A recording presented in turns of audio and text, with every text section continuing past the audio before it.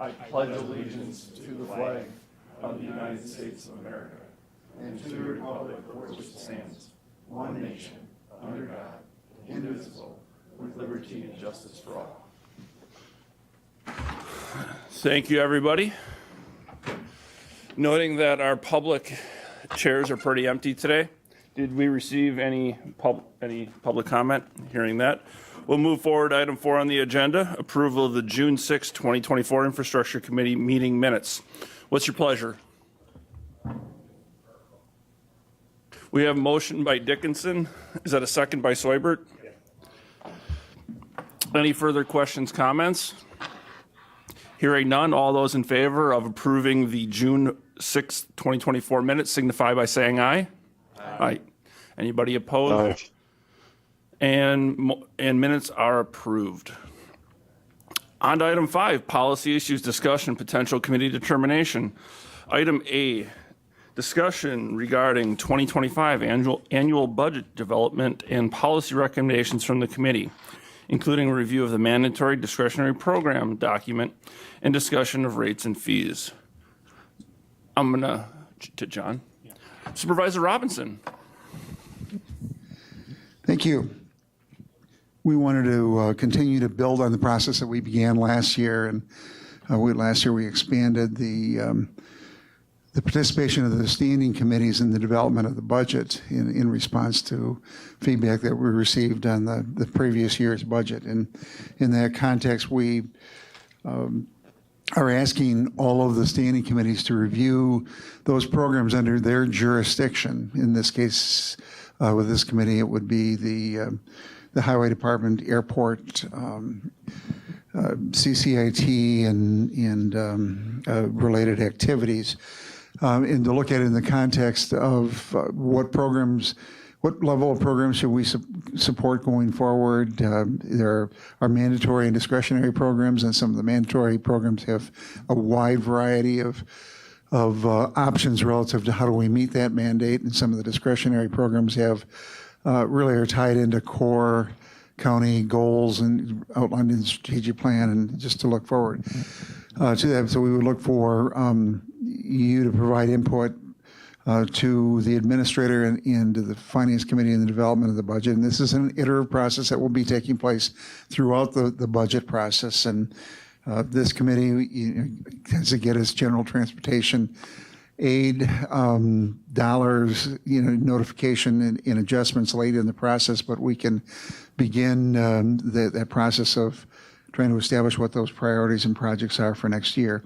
In addition, we're asking all of the committees to look at the public charges and the fees that we're charging for associated activities.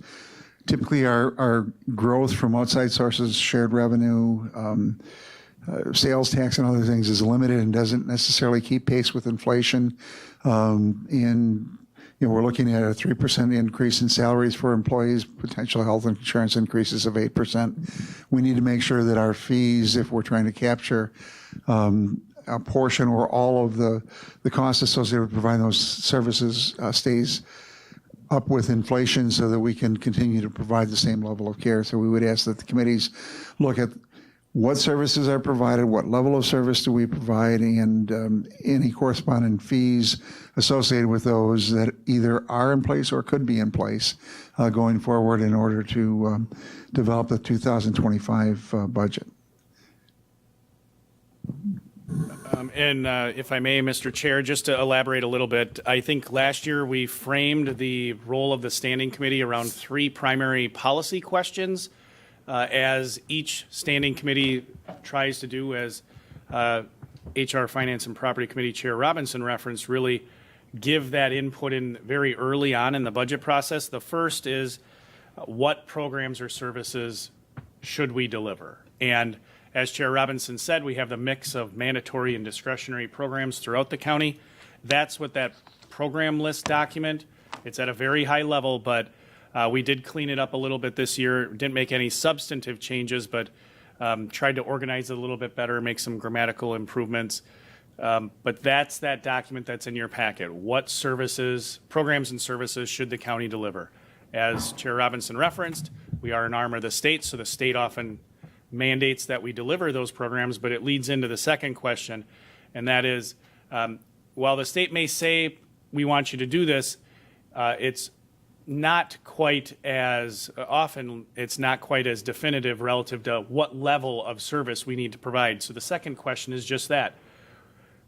What level of service should we provide? And some ways that we talked about last year with the standing committees to look at service level is a couple of things. It can mean a target population. Is your program serving everyone in the county, or is it serving a defined user group? Another one, which this committee is very familiar with, is quality, sort of quality rating. You at this committee have made very clear for a number of years that looking at the pavement rating, the PACER rating, you want us to strive to maintain an average PACER rating of 7.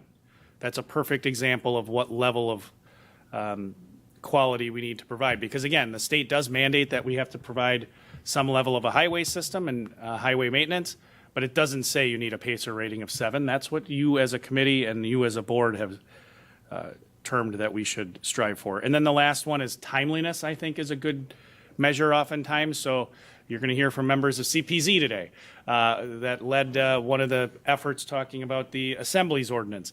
Well, permit review time is a great example of a quality measure. We might have a mandate based on the direction from the board about having, for example, county zoning. You're not required to have county zoning, but once you have county zoning, you got to review permits. Well, service level, do you want a 7-day turnaround, 14, 40? Like, what is okay? So those are good ways to have conversations if you have questions about making changes from a policy level to service level of service. Then the last one, as Chair Robinson referenced, is fees. And I think a good way to frame that is we have a lot of programs and services that are some mix of, you know, is it purely a public good, or is it a mix of a public good and a private good? So if you an example would be our Parks, Rec, and Forestry Department. Provide public spaces for people.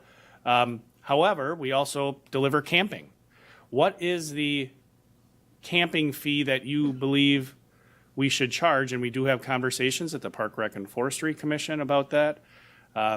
Similarly, if we have conversations about permits at Conservation Planning and Zoning, trying to look at, you know, a POUTS permit. What is the appropriate cost for those sort of reviews based on that?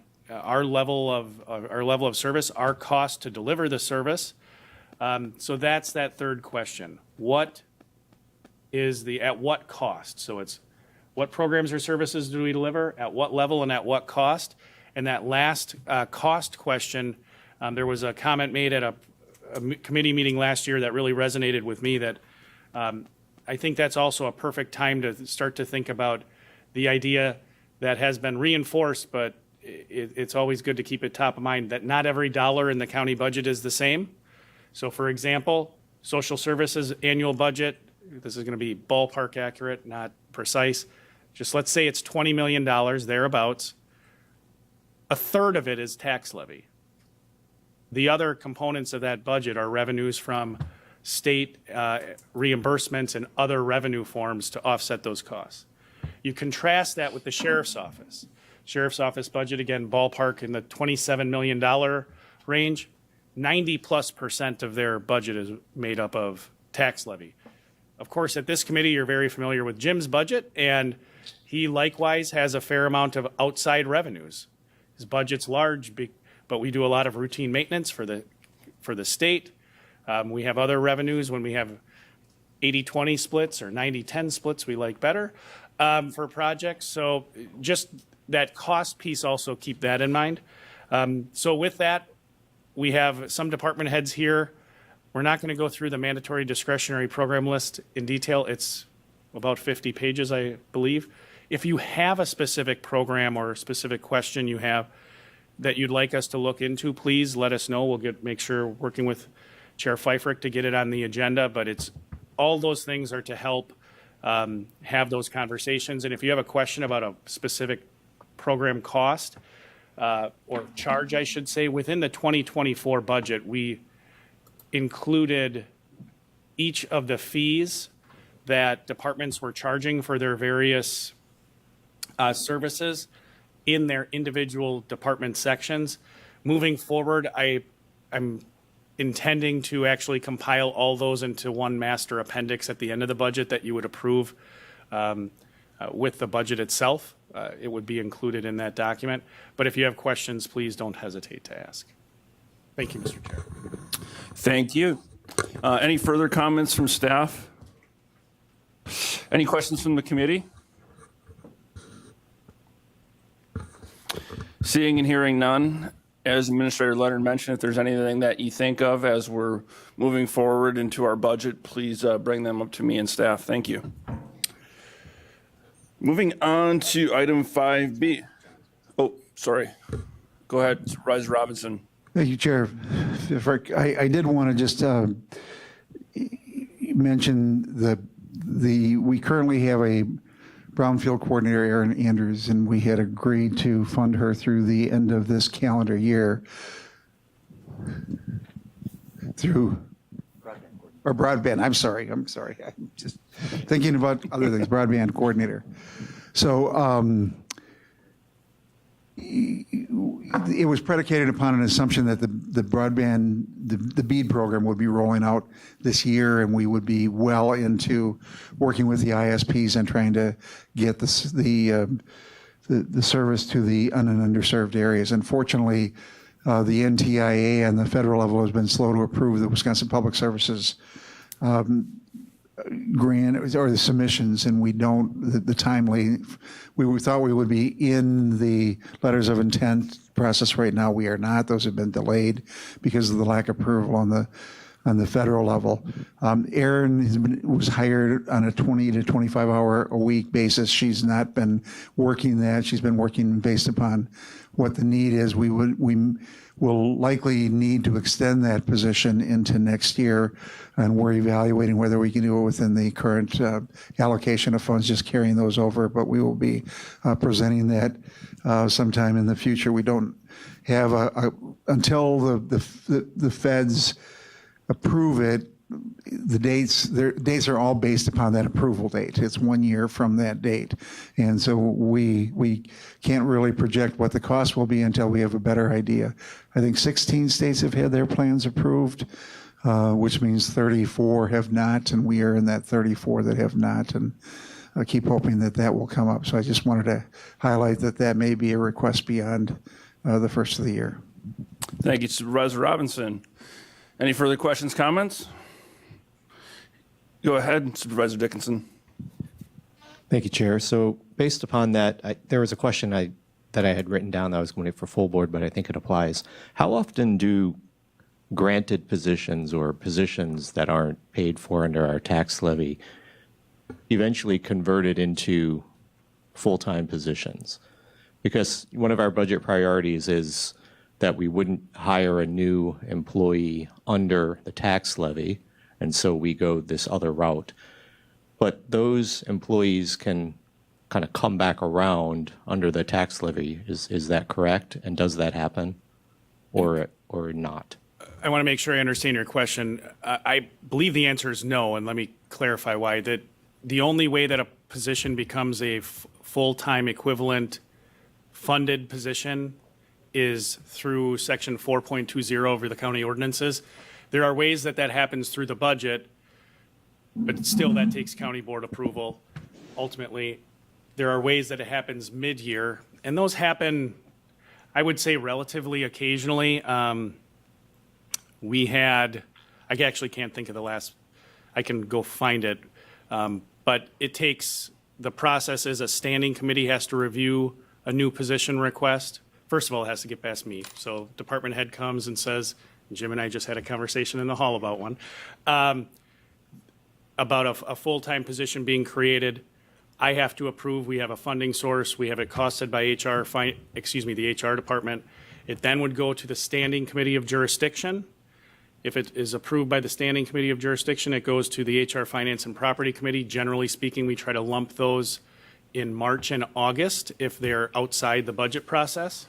It then also needs to go to the full county board for approval to create a new full-time equivalent position. So if you recall in the budget document, there's the department table of full-time equivalents. That does not get added to without formal board action based on your ordinances. Similarly, with respect to reclasses of positions, if a position already exists, and this is actually the conversation Jim and I were having, and it exists at a level, a salary level, and it wants to, the department head says, hey, the job has changed, I think it should be reclassed. There's a process for that involves an independent review by HR department. And then it has to work through a county board process that at the very least requires the standing committee review and HR finance review. But if it requires a budget amendment, that too has to go all the way through the county board. So I believe the short answer is no position goes from in this instance, a grant-funded limited term employment. It has a funding source that does not become a permanent position without going through a formal process for a full-time equivalent. But it can, going through that process. Right, Yes, that's if correct. there's a- So it actually can happen. Yes. That was just the Yep. question. I'm trying to think when the last If we time- had examples, I don't know if we have examples.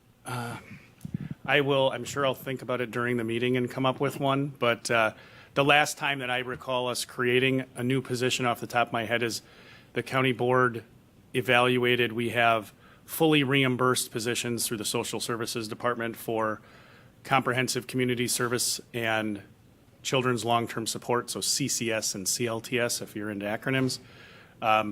Despite the fact that those are full-time reimbursed, they still have to go through that process I laid out, and that was, I believe, last year, the county board approved a total of up to 8 of those positions with the understanding that they would be phased in. So off the top of my head, that's the last time that a new position was created, but I'll give some additional thought to that. Thank you. Any further questions, comments? Hearing none, we'll move on to item 5B, which is the motion to go into closed session. If I get somebody to read the motion.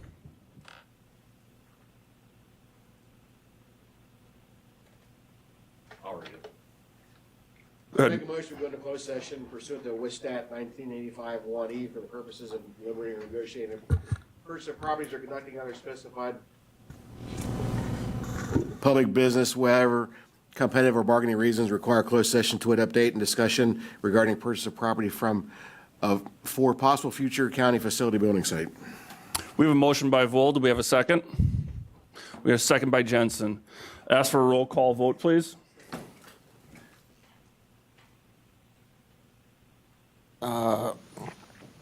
Chair Pfeiffer, Yes. Supervisor Dickinson, Yes? Supervisor Gisselman, Yes. Supervisor Hardinger, Supervisor Jensen, Yes. Supervisor Seubert, Yes. Supervisor Vole. Yes. All right, we have a motion to go into closed session. We'll invite the appropriate staff to join us. And all right, thank you.